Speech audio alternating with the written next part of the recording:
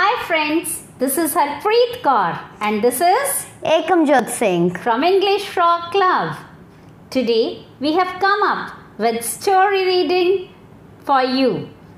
Today we are going to read our favorite story from the book Champak, For the Love of Radio. This is the title of our story written by Vandana Gupta. Now let's begin with the story.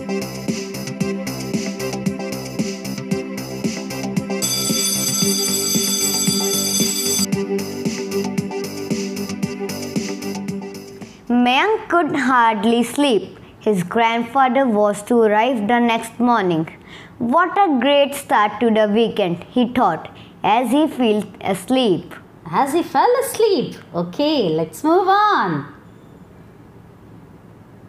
Next morning, as soon as Mayank woke up, he ran to the garden where Grandpa was sipping his tea while listening to some music on his transistor radio.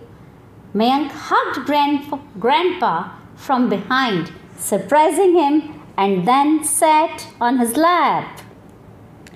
As they chatted, Mayank noticed his grandfather's radio. Grandpa, in the generation of smartphones, why do you still use this transistor radio? You can't play games, click photos, or even surf the internet in this, said Mayank. Grandpa laughed and said, just as attached as you are to me. I am attached to my little transistor. This little guy has been with me through good times and bad times. How does a radio work, Grandpa? Asked Mayank. Sound can be directly sent through the air using radio waves without the need for wires. Radio waves are a type of electromagnetic waves that are produced by an electrically charged object, like that transistor, which converts sound into radio waves. These waves then travel through air and are converted back into words or music by a radio receiver, explained Grandpa. But Grandpa, how has the radio helped you? Asked Mayank. When I was growing up, the radio was the only source of information and entertainment.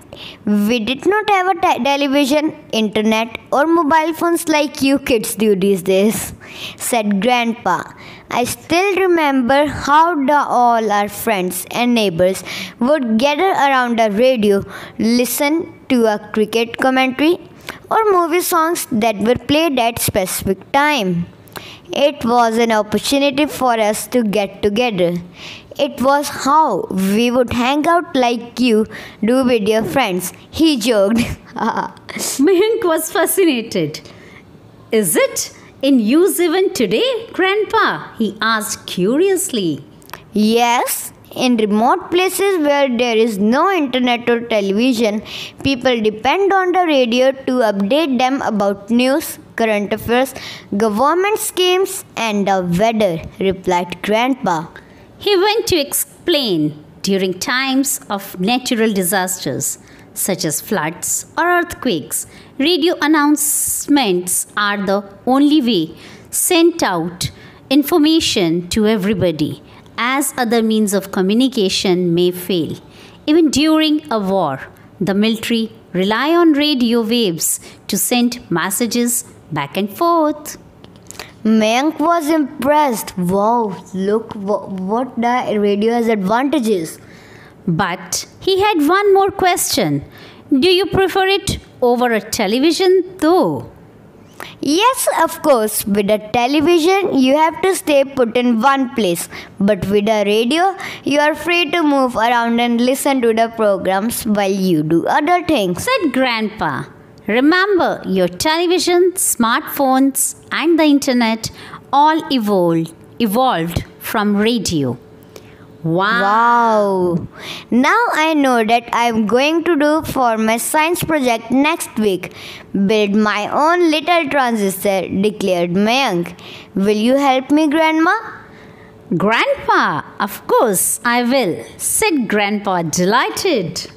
Both Mayank and Grandpa spent the rest of the weekend building a transistor, and they had a lot of fun in the process. So, with this transistor radio, both Grandpa and Mayank came closer.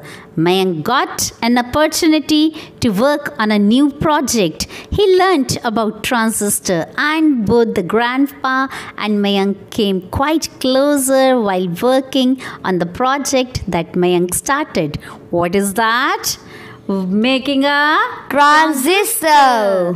Bye for now. So let's meet in the next audiobook for you every Thursday. Bye for now from Mrs. Harpreet Kaur And from Mr. Ekamjot Singh. See you in the next video. Bye bye, take care.